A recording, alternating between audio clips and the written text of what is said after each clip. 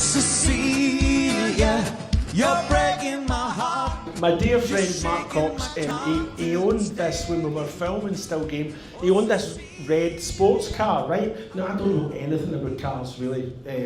I think it was a Fiat or something. It was a wee sports, tiny red sports car. It looked like a Poundland Ferrari, right? Pure shite. But this car had special powers because it could talk to me, right? And it said to me one day, he said, please make my owner look a bigger bell end than he already does.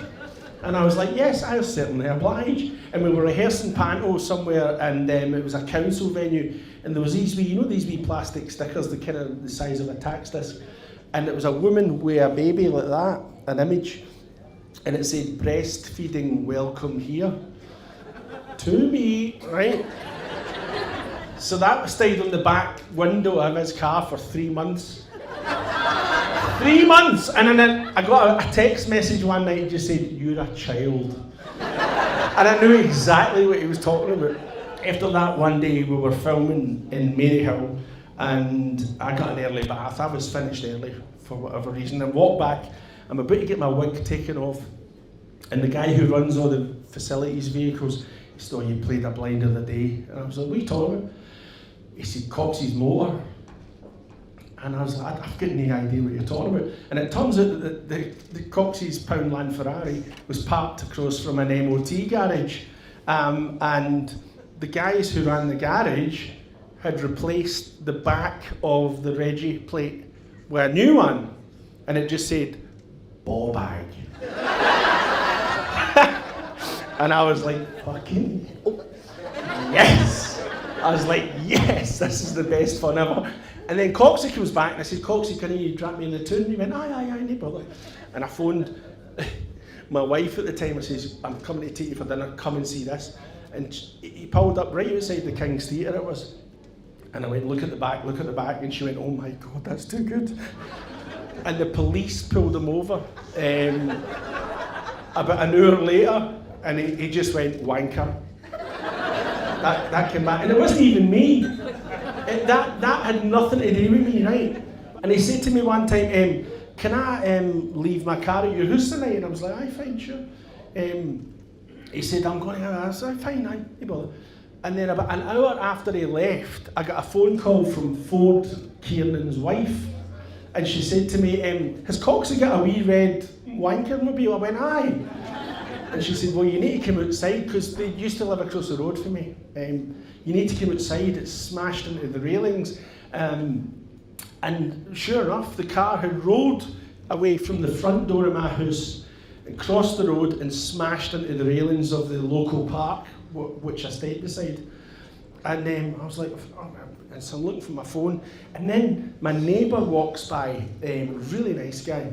And he's a church elder or something. He's like a proper Christian, and he's an American guy, right? So think Ned Flanders, right? That's what he's like, right? It's absolutely true.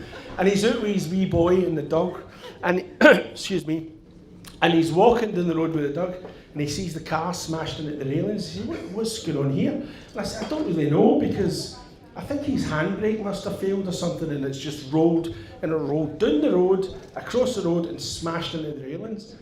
And I said, I'm just about to text him now. And this church elder, don't forget, right, this Christian, he said, right, okay. He said, but before you text him, why don't we put my 8-year-old son under the back wheel and make him look... Absolutely true. Make it look like he's dead. Now you be the judge of that. If you were presented with that, right? I reckon I know what I did. I was like, oh, this is the best day of my life. So I'm snapping away, the wee boys at the back wheel. And I sent Coxie a text. I said, Coxie, you need to get round here. I said, that wee boy's in an ambulance and the polos want to talk to you. Oh, jeez. And so I went to this confirmation, and I was running a bit late, so I threw on my suit and I went to the M&S petrol station, and I bought a gift card for young Gemma, who was only 12 or 13. and I'm looking for a card to put the card in, and there was 2 blank cards, ducks and E.T., right?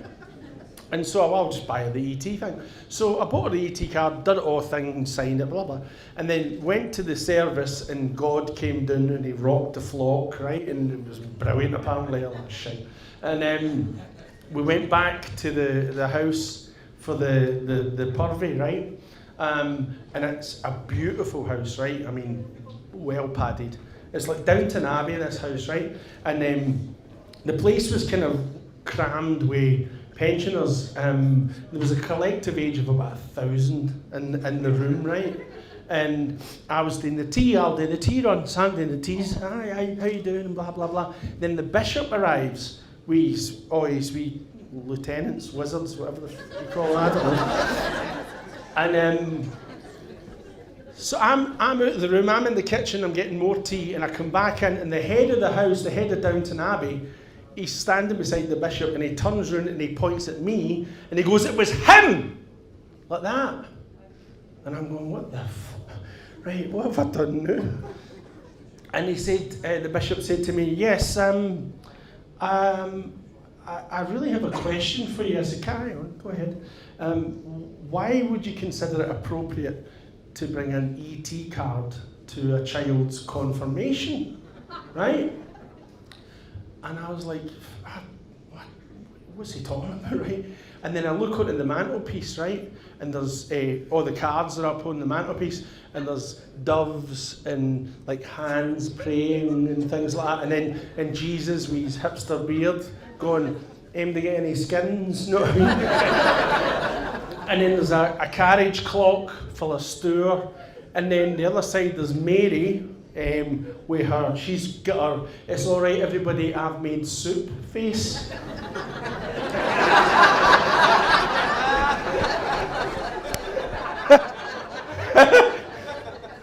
And then there's E.T.